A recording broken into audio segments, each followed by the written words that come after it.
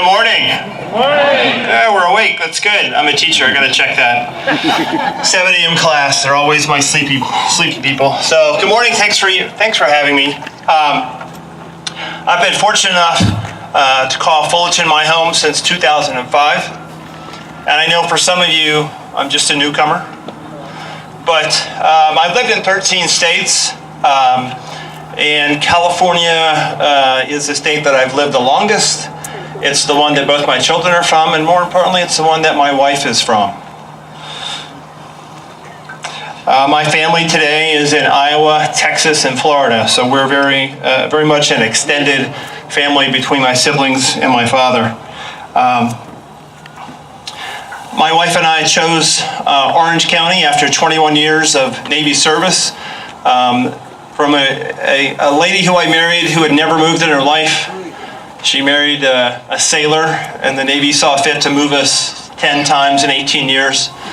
She was able to speak from firsthand experience, having either lived in several states or traveled through most of them, that when it came time to retire, we're going back home. Her parents are here from Tustin. So we were looking for a place that was going to offer our children, Patrick and Amy, who were 5th grade and 7th grade at the time, a place to offer a great education. We'd heard about this place called Troy High School, and so we said, let's go settle next to Troy. I had no idea I'd ever be teaching at Troy, but I've been doing so since 2006. Today I want to share some of the lessons that I've learned in my 25 years of wearing the uniform from the time I entered the Naval Academy until I retired in 2005. I'm going to share them in a series of sea stories. Sea stories are like fairy tales. There's a little bit of truth and a lot of falsehoods, or a lot of embellishments. And depending on who the teller of the tale is, the sea story gets better and better every time it gets told. The first time, and I want to start by we as a country do a great job of recognizing and thanking our veterans. And you mean it. And for those of us who have served and who are serving, we really appreciate that. And that's not the case in all the other militaries in the world.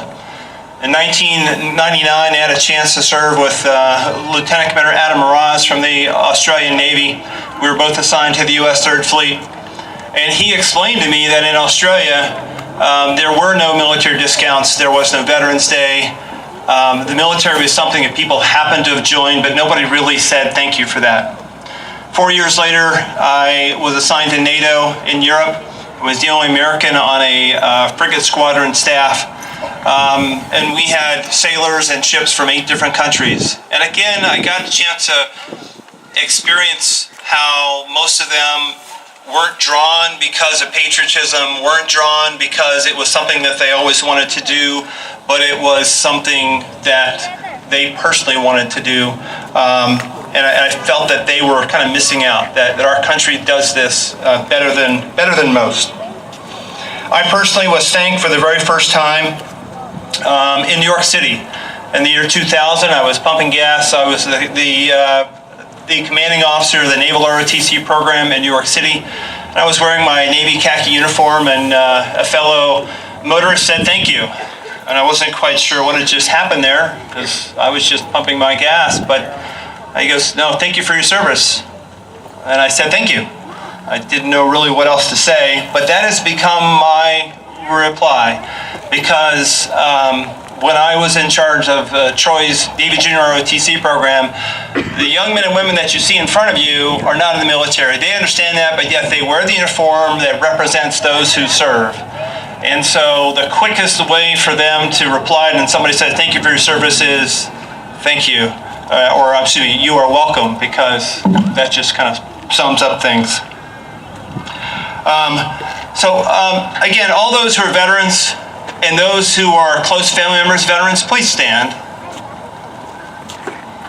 And again, thank you for your service.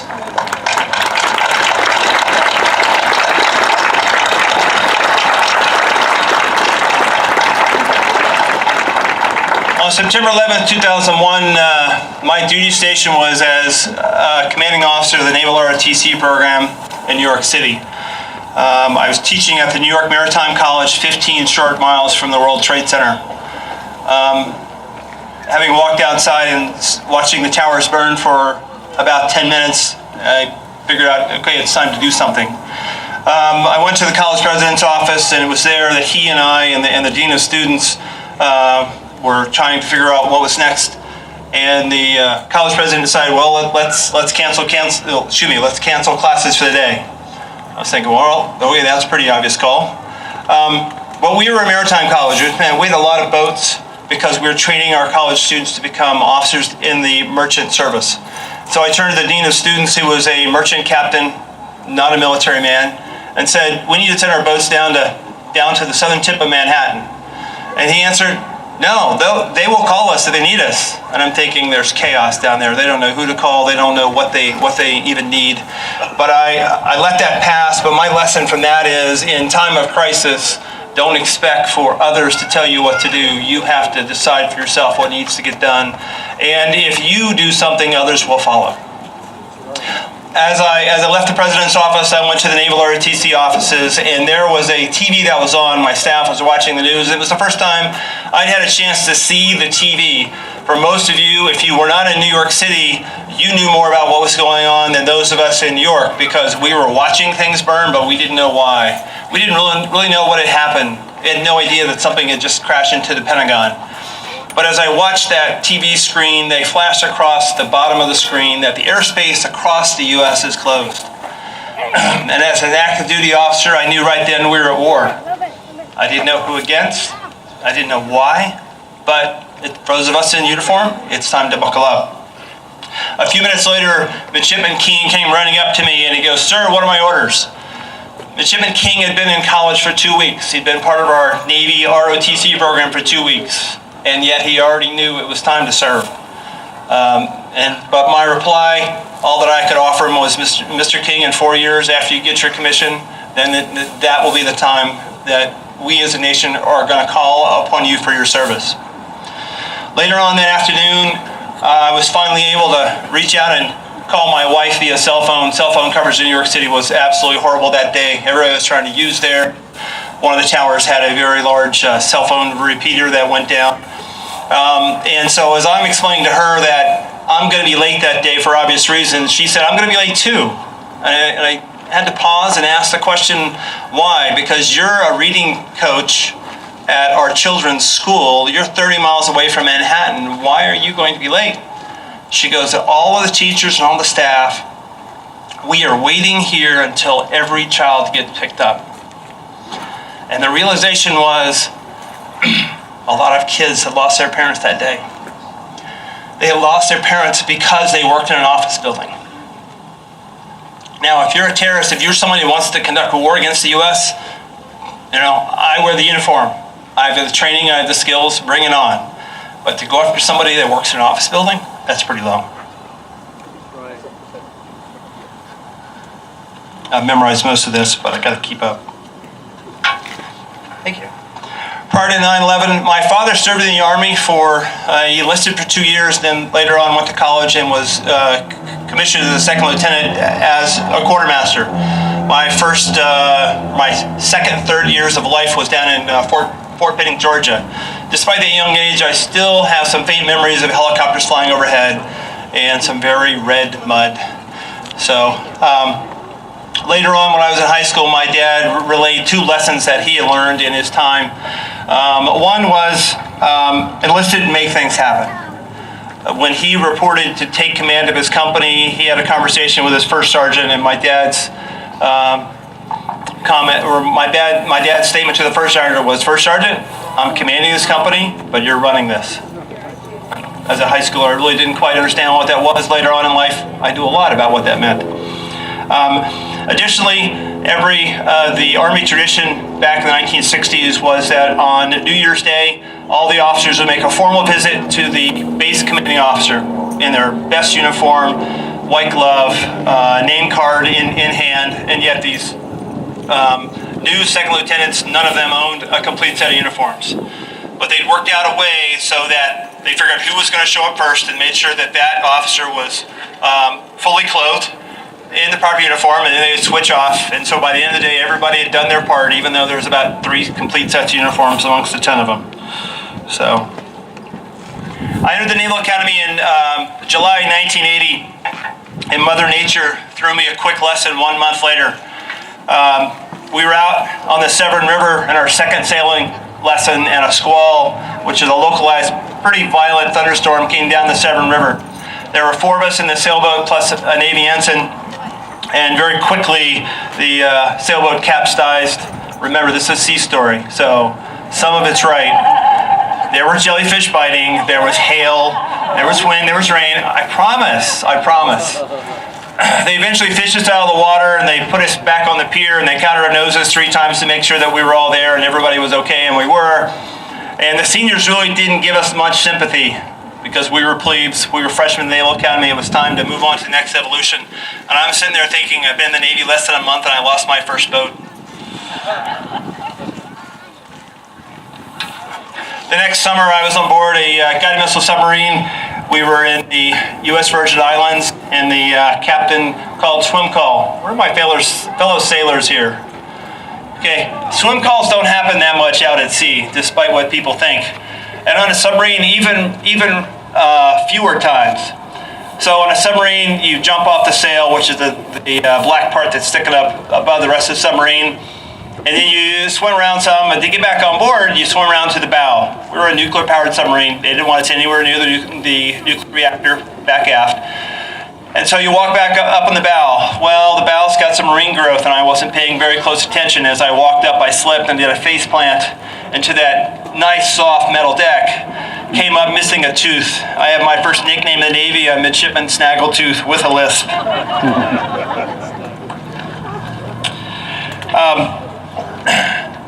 The next summer, I was conning or driving one of our patrol craft down in San Diego. And we're making our approach to the pier, and I completely messed it up. I froze. I didn't give the orders that I was supposed to. And a bad day at sea will give you a nickname. So we bumped into the other yard boat. Nobody got hurt, minor damage, but now I have a new nickname, and that's Captain Crunch. It gets better.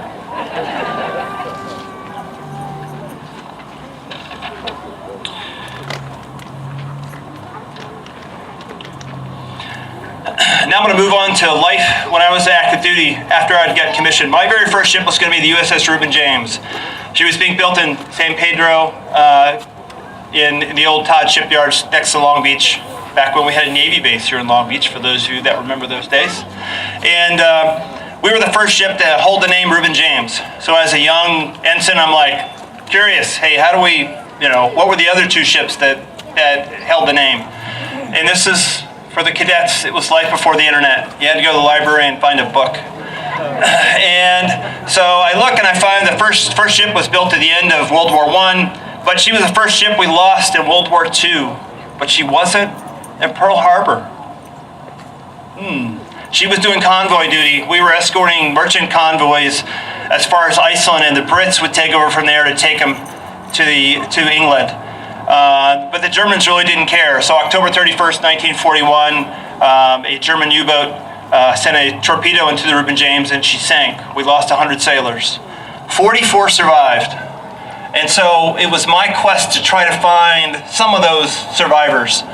And as I looked at some old copies of the New York Times from that first week of November 1941, one of the articles had a listing of all the survivors, had their initials, their last name, and their hometown of 1941, and that's all I had to go on.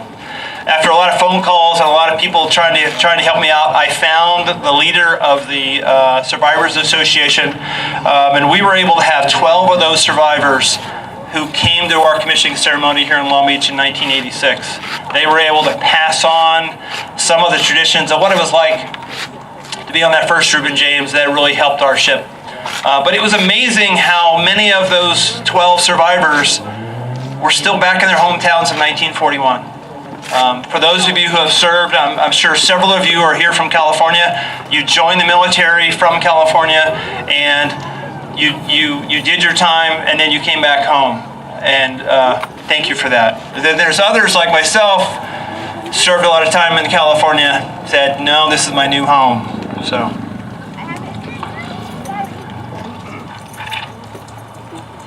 Now it's time for another bad day at sea and a new nickname. Reuben James was deployed to the Persian Gulf in 1988. Iran and Iraq were at war. Whose side were we on? Some of you may have heard of Sun Tzu, author of The Art of War, an ancient Chinese general. The enemy of my enemy is my friend.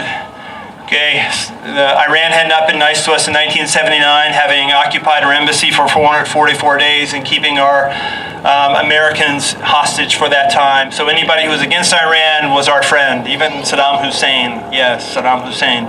In 1988, we were supporting, we were there to make sure that the Persian Gulf was open and that oil tankers would be able to safely sail through that body of water. Well, I was one of 3 officers that was standing off to the deck. So 8 hours a day I was up there responsible for the operation of the ship, but not the weapons part. During my 3.5 months there, we found floating mines. There were times the missile launcher decided to be loaded with a live missile, and the combat weapons people didn't tell me. I was concerned, but then my mine watch, who was next to the missile launcher, was even more concerned. We were ordered to fire radar decoys at Iraqi aircraft because they were getting too close. We had large waves that showed up out of nowhere, and that mine watch suddenly got wet again. And as time went by, these things all seemed to happen on my watch. So the crew was starting to pass around the joke that whenever I was coming up on watch, everybody started donning their life jackets. My nickname now was Lieutenant Stubblefield. Trouble seemed to find us. We did a great job on that deployment. We returned home safe, and we also found out that Iran had tried on several occasions to test us, and we passed every one of them.